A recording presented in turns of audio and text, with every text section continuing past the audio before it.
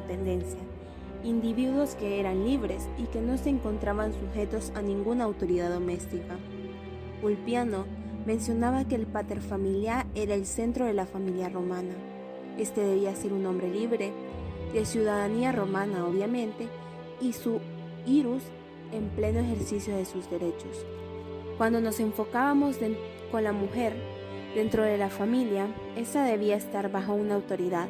De no ser así, entraba en su iuris, pero esta no se le permitía acceder a la posición de paterfamiliar. También existía el término materfamiliar para hacer referencia a las mujeres que se encontraban casadas o eran matronas. Dentro de los derechos del paterfamilia, él se encargaba de regular toda la vida de la familia. Es el juez y el sacerdote del culto doméstico. Poseía el derecho de la vida y la muerte sobre los miembros libres y esclavos. Todos los integrantes de la familia se encontraban sometidos a él.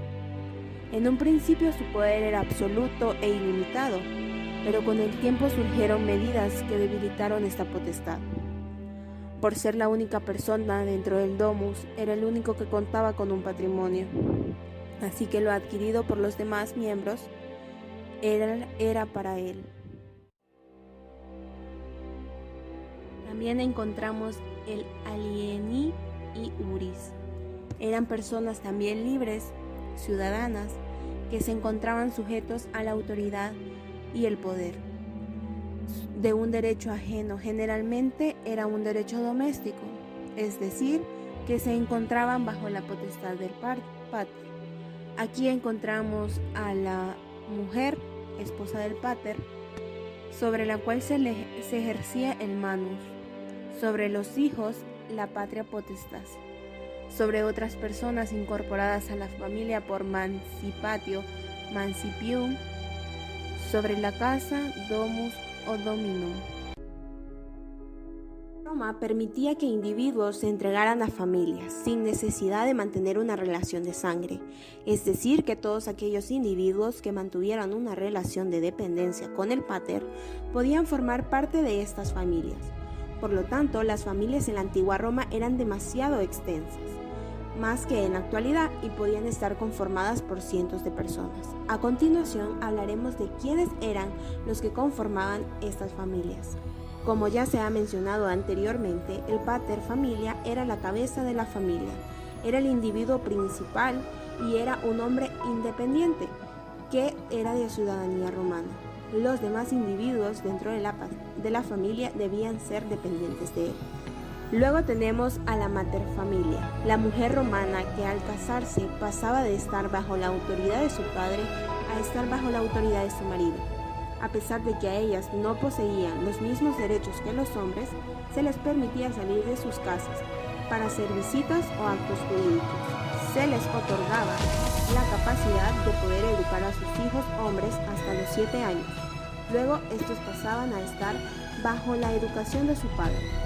En cambio, las mujeres, si eran de familia noble, podían recibir ciertas lecciones junto a sus hermanos. El estatus de la mujer dependía totalmente de cómo era percibida como hija, esposa o madre de un civis romano. Su estatus se encontraba ligado con el de su esposo, pues si a este lo respetaban dentro de la sociedad, pues a ella también podrían brindarle ese respeto. Luego tenemos a los hijos. Los padres romanos no poseían ninguna obligación ni moral ni jurídica de aceptar a sus hijos nacidos dentro del matrimonio. Existía este término llamado ius exponiente, que se encargaba de aceptar o rechazar a los hijos nacidos. ¿Qué quiere decir esto? Que si el padre no deseaba aceptar a su hijo, este pasaba a una columna lactaria. Habían diversas causas por las cuales los padres no deseaban aceptar a sus hijos, ya fuera por defectos físicos o por dudas acerca de la paternidad. Asimismo, se encontraba el ius vitae misci, que era el derecho de ordenar la muerte de cualquiera de sus hijos. Se trataba de una medida extrema que el pater familia tomaba generalmente tras consultar a un consejo de familiares y para castigar una falta gravísima. También existía el ius vendi, el que era el derecho de vender a sus hijos como esclavos. También era considerado una gravísima forma para castigarlos. Luego tenemos a los esclavos, que no eran parte de la familia, pero al estar bajo la potestad del pater, estos formaban parte de la familia.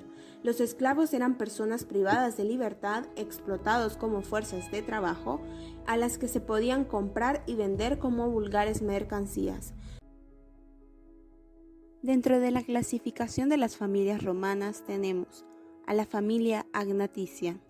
Era un conjunto de personas que se encontraban bajo el mismo poder doméstico. Los que pertenecían a este tipo de familia eran la mujer, que al casarse con el pater o con alguno de los varones sometidos a su potestad, cumpliese el acto solemne del convento in magnum, los hijos legítimos de ambos sexos y los descendientes legítimos de sus hijos y nietos varones. La persona que el padre acogiese en la familia mediante la adopción o la arrogación. Los hijos concebidos en vida del paterfamilia y nacidos tras su muerte. La muerte del ascendiente no implicaba la disolución del vínculo familiar hasta la línea del varón, es decir, hasta sexto grado. La siguiente es la familia cogniticia. Era un parentesco por sanguinidad natural, es decir, que todos estos individuos se encontraban unidos por la procreación y el nacimiento. Este comprendía de dos líneas. Línea recta, aquellos que descendían unos de otros, pueden ser ascendentes o descendentes, por ejemplo, padre, hijo, nieto, bisnieto, etc. Línea colateral, aquellos que no descendían unos de otros, pero tienen un tronco común, como por ejemplo los hermanos, hermanas, tíos paternos, tíos maternos, la madre, la hija del tío paterno y sus descendientes. La familia gentilicia era un conjunto de personas que tenían en común la misma base que la familia agnaticia, es decir, que las gens, a pesar de eso, eran considerados más lejanos, con la condición de que los individuos involucrados se sintieran parientes. Luego tenemos a la familia por afinidad. Está compuesta por uno de los cónyuges y los agnados o cognados del otro. Para contar los grados se cuenta como si un cónyuge ocupara el lugar de otro en su familia.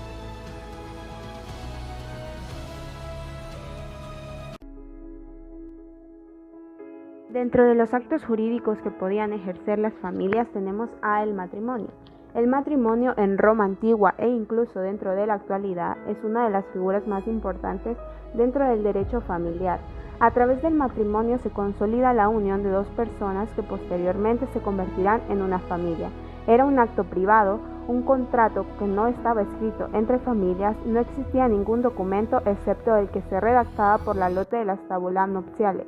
Dentro del derecho romano, esta conformación matrimonial